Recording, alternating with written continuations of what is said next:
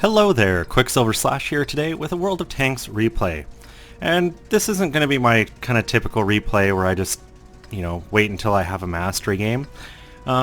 This is a very solid performance on my part, I feel, but I just wanted to share my feelings on the Tortoise in its quote-unquote stock form with the 20-pounder B barrel before I end up moving on to that glorious tier 10 gun.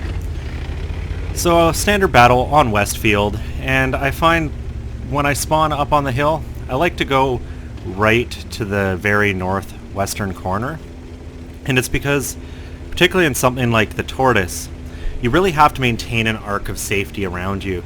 If I were to try to go into town or somewhere in the middle of the hills in this region over here, I would be taking fire from both the left and the right, potentially, and you can't utilize your armor when that's happening. Heavily armored tanks like this, their sides are still thin enough that anything at this tier is going to melt right through them. So you have to be able to put yourself in positions where you know the direction of fire you're going to face so that you can maximize your armor. Which is why I'm heading straight to this spot. And I spot pretty early on an SU-100M, and just look at the rate of fire on this. This gun's rate of fire is 13.95 rounds per minute, and that's before crew skills or a gun rammer like I've got. And I really find people aren't always expecting it. It's kind of like the tier 9 American T-30 tank destroyer. You'll catch people unaware if you're not using that top gun because, well, people see a Tortoise and expect rate of fire. They don't expect one round, every 3.5 seconds. They're expecting that 8.5 round per minute of the top gun. So you can be very effective, and this gun still has plenty of penetration. As you can see here, just shooting right at the beak of that T-10, that's going to be the only round I bounce. And with the Tortoise, you don't really have to worry about having to aim as I'm rocking about here. It's so slow, and the gun performance is so good, and its handling is so good, that I can wiggle about as necessary and just keep buttering shells into the front of this T-10. And, I've taken him from full health to dead in under a minute, and that just feels great. I take a big hit from their 212 Alpha, and that brings up the next point with the Tortoise. You need the super heavy spalling liner. This tank is too slow for you to think you can get away without it. Anytime Artie sees you, it doesn't matter if you're only spotted for a half second. They're able to predict where you're going to be because you don't have the speed to conduct maneuvers, I've got a bit of a hill here, and I'm only doing 20. But with the T-10 neutralized and what looks like really no one else up here, I'm going to go chase after that SU-100M1.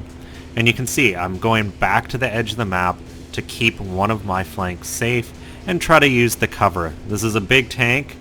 Its concealment is not that great, but you put some bushes between you and the enemies and you can break those lines of sight. So for me, this was a bit of an odd one on Westfield, and I think part of it comes down to just how much Artie is in the game and how many medium tanks. You can see most of the fight is going on in that southeastern corner, whereas I'm very used to, 10 to 12 tanks trying to duke it out at close range right here.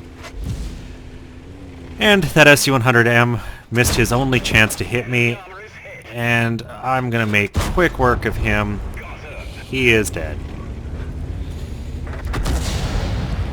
See, Artie predicted I would drive straight. I'm lucky that I turned a little to the right. But my plan right now is to head over and try to get my view range, or render range circle, into the area where this T-54E1 was last spotted, so that I can put effective fire onto him if he does get spotted again.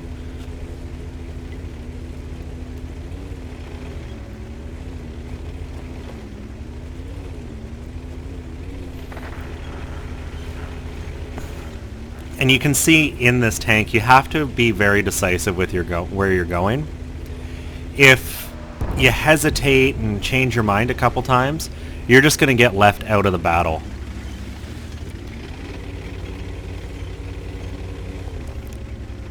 It does not have the mobility to react. You have to be able to read the map, what's going on.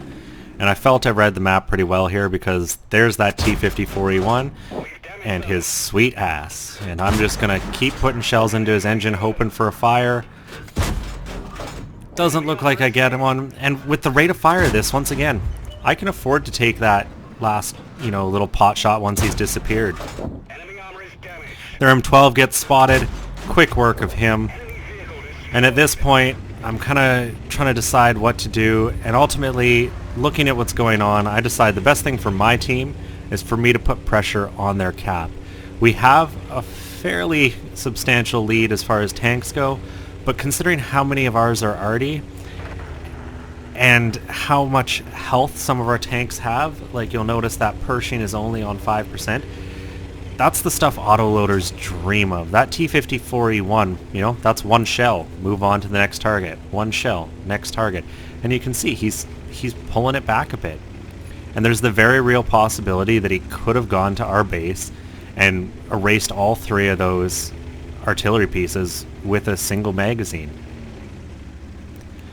So as I go into their base, I'm kind of, stuck in this mental game. Odds are that enemy arty, despite him being as big as a school bus, will detect me before I see him, and I'm trying to figure out where he's gonna be. I'm thinking maybe he's in the town, which is why I'm coming over here, trying to stay nice and close to the buildings so that he doesn't have as good a line, and then I'm like, you know what, he's probably up in those bushes, and it's a good thing I turned, because he put that round right into my front armor, and I'm not giving him a chance to put a second round in.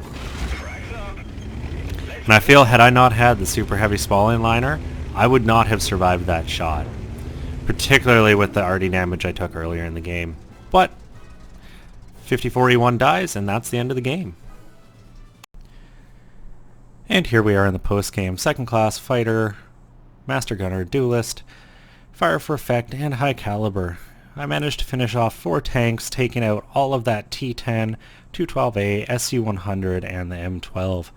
And I was only 3rd on my team. I'm not sure why my experience was so much lower.